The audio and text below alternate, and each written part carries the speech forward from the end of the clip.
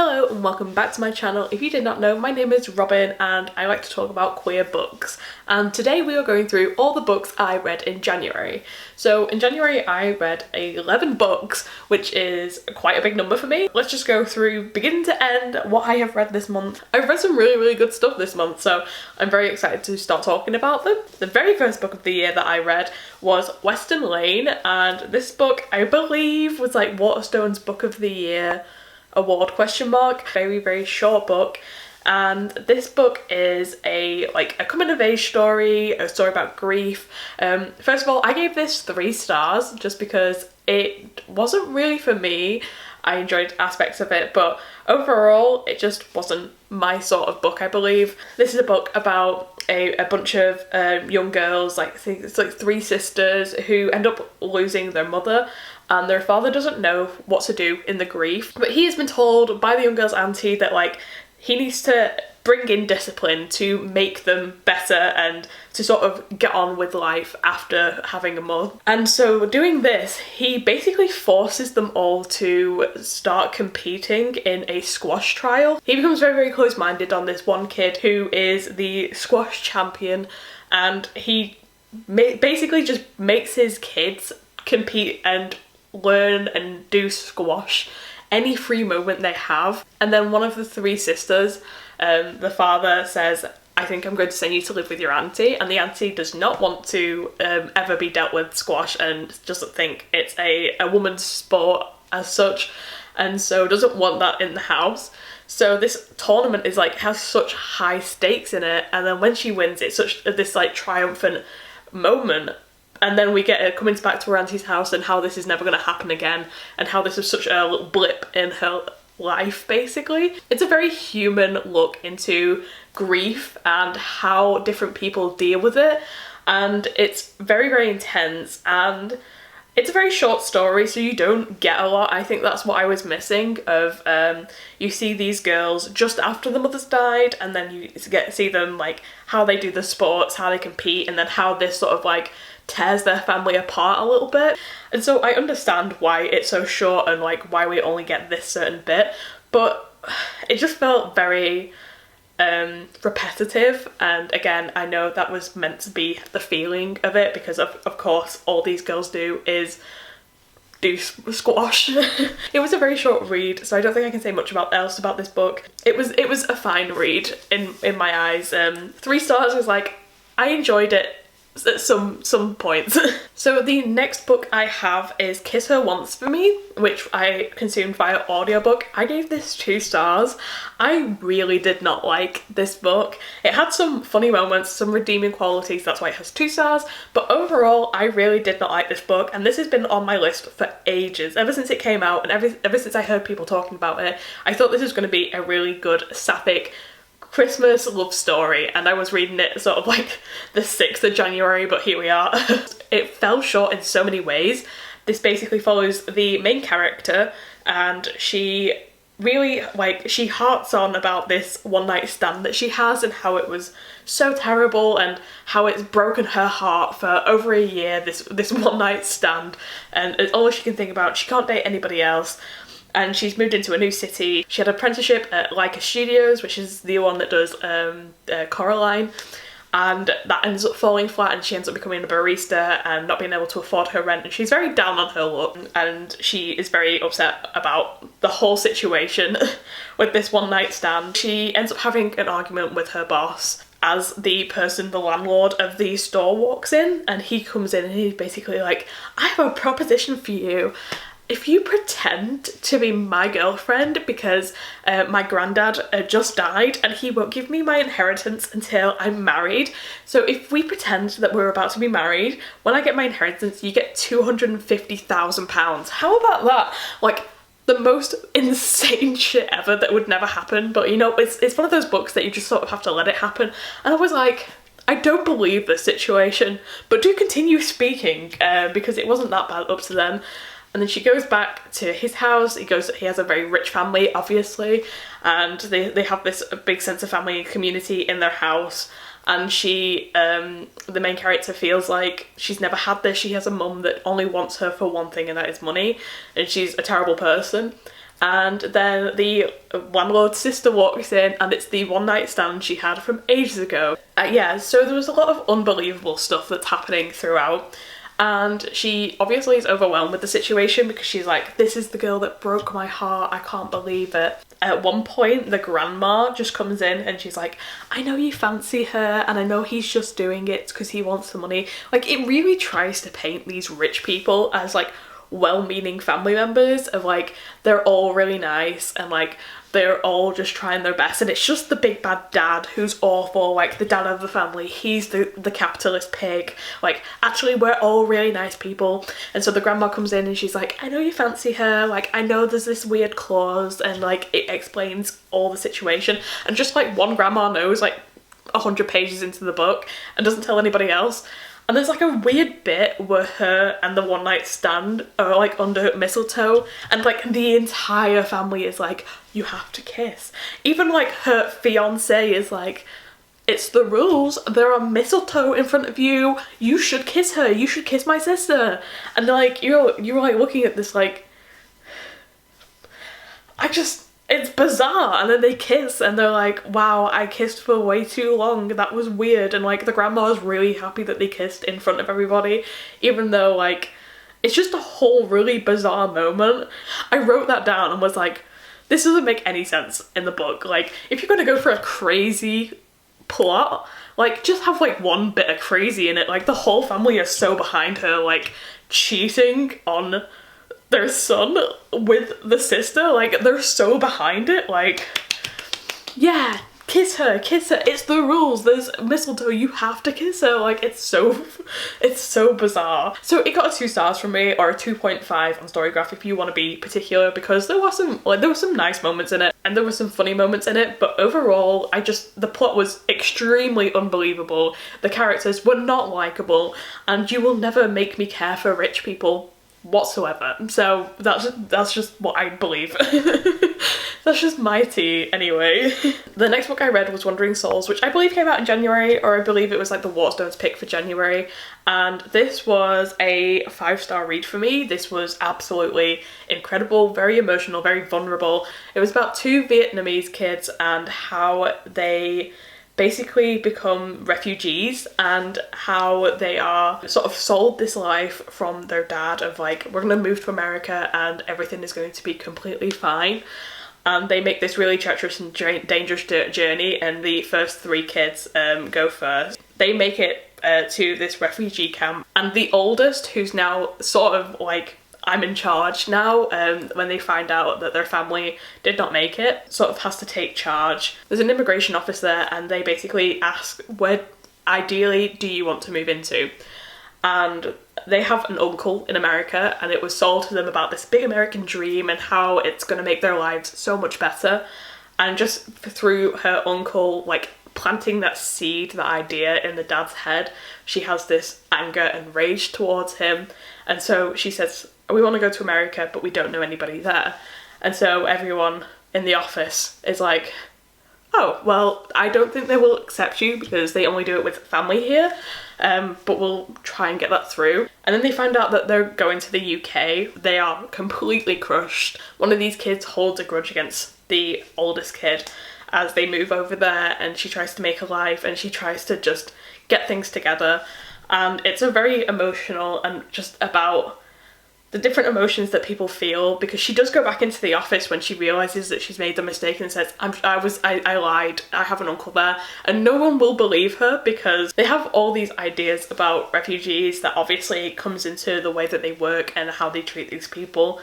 And so they don't end up going to America, and they find out actually very, very later on in life that the uncle had passed away, but people were looking for them and wanted to know what happened to them. And so they do end up reaching out and meeting people from their family, which is a really lovely moment. It's such an awfully heavy book, and I would say it's a really important read right now, because especially in the UK, with like what our government is trying to do with refugees at the moment and how terrifying and how much pain and how much this journey means to a lot of people. This journey wouldn't be done unless it was absolutely necessary. So it's a very heavy book, but I feel like it's a very necessary read for anybody that's sort of, I don't want to say interested, but it's it gives you into a glimpse of a life that a lot of us are privileged that we will never have to face.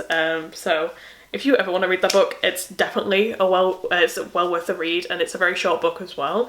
But it is very emotionally heavy, so just a pre-warning, but that was a 5-star book from me. The next book I read was Sunburn.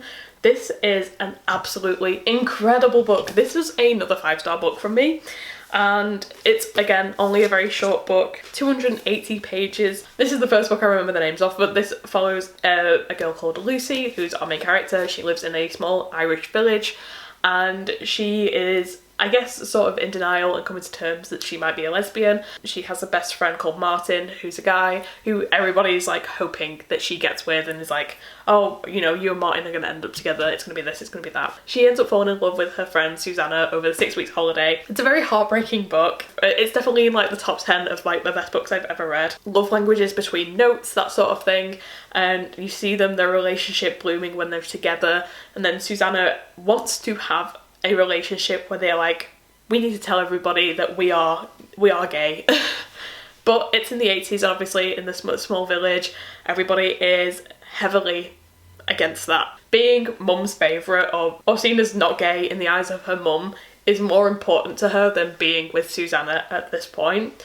And so Susanna goes and travels the world, and Lucy ends up becoming married to Martin, but behind his back has affairs with women. It's a mix of like religious shame, I guess, and family trauma, and how that might not make you ready to come out, and how it's a very, very difficult situation. The relationship that Lucy and Susanna have is very touching, it's very lovely, it's very warm, and I really loved all aspects of this book. This is my genre of book of like Bellies. It's like two characters that don't really do anything, it's just about them and how they grow and how they change in their lives, and that's one of my favourite types of books. So this is really incredible, and if you get the chance to read this, definitely do so. The next book that I read was Cultish, and this is a book which is a non-fiction book which is about the language of cults. Cults are much more than like one guy has a bunch of followers and they all kill themselves. Like, it's a much broader idea, and it's a conversation about how cultish language has gone into sort of like marketing nowadays and mainstream media, and how it's used by the right-leaning folk and conspiracy theories and stuff like that. It's a really fascinating, a really good book. I gave this 4 stars because it is a really fascinating book, as it does touch on cults themselves and what they are built on, this basis. And then it touches on how cultish language has gone into like MLM schemes and how they are sort of one big cult, and fitness and stuff like that, and it basically outlines all the different ways that people use cultish language, and how there is no such thing as brainwashing. It's just about how, you know, you make people feel better than other people by bringing them into this group. You give them like a new language to talk about, and they can talk to each other in this language, and then anybody who doesn't understand this language feels outside and they are underneath you because of that. And like, you can sort of spot people that don't understand the language, and then it's all about making an us versus them as well, and how it's a lot easier than you may think.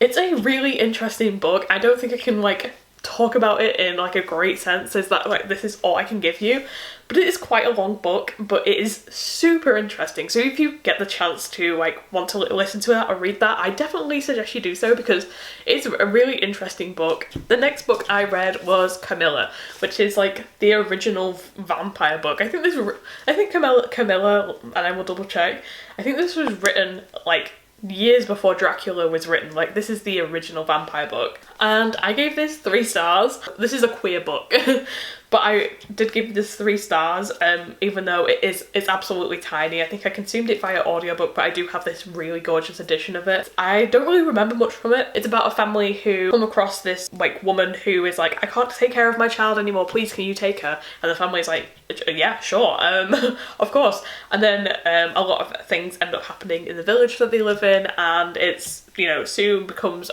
aware that this child is not just any child, but is a vampire, and how this has been going on for many centuries before them. Am I more excited to read sort of like books based on Carmilla that like have grown this idea? Absolutely.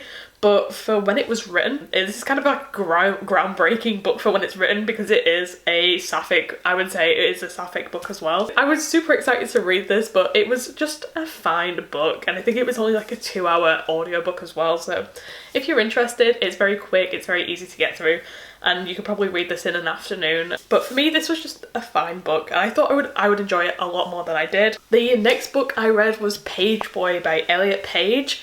This was a celebrity memoir, and obviously there's been a big boom in celebrity memoirs at the moment, and I think Jeanette McCurdy was sort of like the driving force for that. I really don't like rating memoirs because it doesn't feel right to rate somebody's life. I have rated it on Goodreads, and I just want to explain my reasons. I gave this a 4 stars. Again, I really don't like rating somebody's life, but for me, like, the rating comes from how this was written. I think the 4 stars comes from the fact of like, this was written in a really bizarre way. Elliot goes about talking about his life and sort of transitioning, and the people in his life, and like the horrible like run-ins he's had in Hollywood. It's a very tough read to read. It's quite confusing to read just because he starts on an idea and then he sort of gets distracted and goes on about something else. And these events aren't in order as well.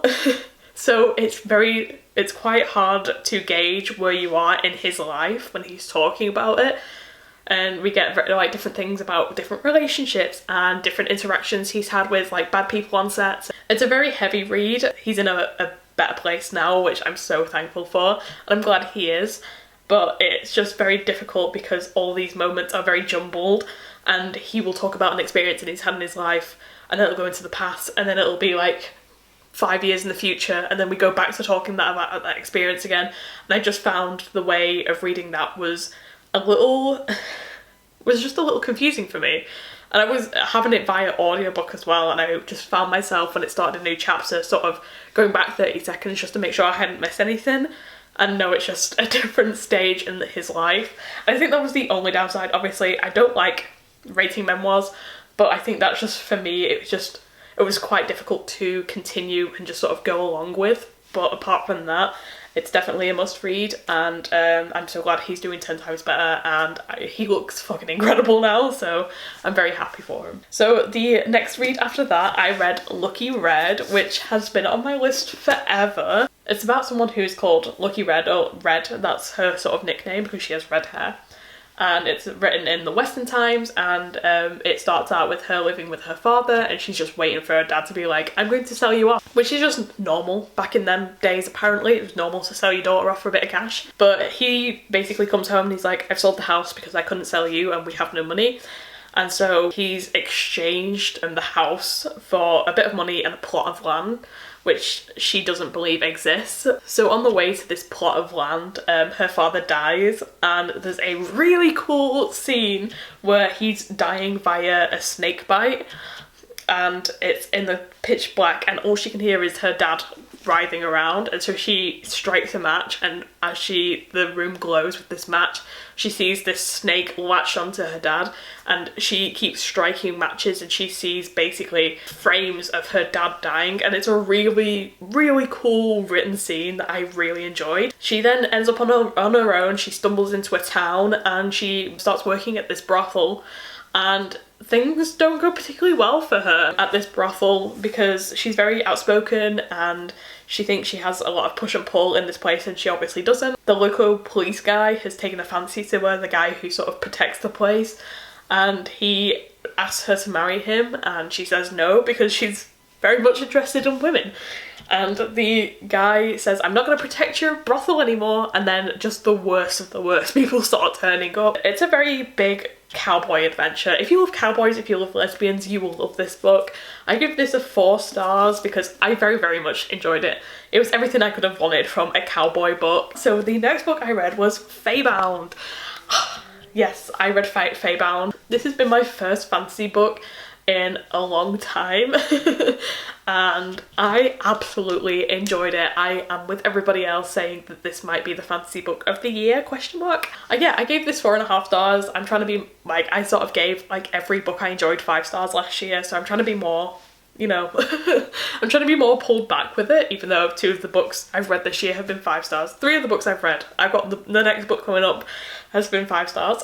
If you want to be a fantasy girly, or you know, you have an interest in fantasy but just think that it's too much world building, like too much is going on, this is the book for you. This book was so easy to read. As a former fantasy girly, I completely get that some fantasy books can be daunting. I'm looking at you, Priory. I love you completely. You're my favourite book for a long time, but I can see how the world building in that can be completely daunting. This book absolutely takes that away. Like, this book is so easy to read, the characters are really complex, really likeable, and you can understand their motives for everything. It's really fantastic. This book follows Yiren, who is the head of an army, and she ends up getting most of her people killed, and for that she is exiled. And when she is exiled, she comes across these big animals that basically she killed, and her and her people kill to create these magical weapons. This is one of the biggest animals she's ever seen, and she looks at it and she's like, I'm gonna kill that and I'm gonna take it home, and they're gonna have to take me back because this is the biggest animal that they've ever seen and they need this to complete this war. And she kills this animal, and all these Fae people who have been thought to be extinct come out and say, you're under arrest, you've killed the prince. The Fae and these animals are connected, so if you kill one, you kill the other. She sort of realises that like her and her people have been killing them for a long time, and that's why both the animal and the Fae are thought to be very rare and the Fae extinct. When Yiren is expelled, her sister Lettel, someone who was underneath Yiren's guard, sort of go looking for her to catch up and sort of like help her basically and try and sneak her back into the land that they come from. Instead, they end up getting imprisoned with Yiren and as they go to the court rules that Yiren is guilty of killing the prince, and so she is meant to be put to death. And as she is about to see the light, as she is about to be killed, she connects with one of these animals and falls to the ground. Soon finds out that Yiren is part Fae. She is Faebound, and so she has one of these animals with her. I'm so sorry, I've forgotten the name of the animals. She has one of these animals with her that are they are both now connected.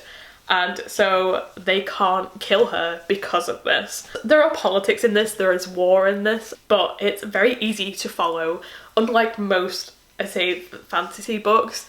And the only thing I wanted more from this book is just more of the book, because it ends on a cliffhanger and I really can't wait for the next book to come out, even though this came out very recently. Really incredible, and I really enjoyed it so much. So if you want like a start a fantasy book, then this is the book for you. Sapphic, it's really fantastic. It has representation across the board of just like non-binary people, sapphic people, gay people, like it has everything in there that you could possibly want. And it's a really fantastic book, so I definitely am in with the praise as well. If you are interested in reading Faebound, I implore you to do it, because even if fantasy daunts you, this one is so easy to consume. I'm going to put these last 2 books together because they're part of the same series, but I read the first Hitchhiker's Guide to the Galaxy book, and then I read The Restaurant at the End of the Universe, which is the second book in the series. The Hitchhiker's Guide to the Galaxy has to be my favourite book of all time, I think, maybe.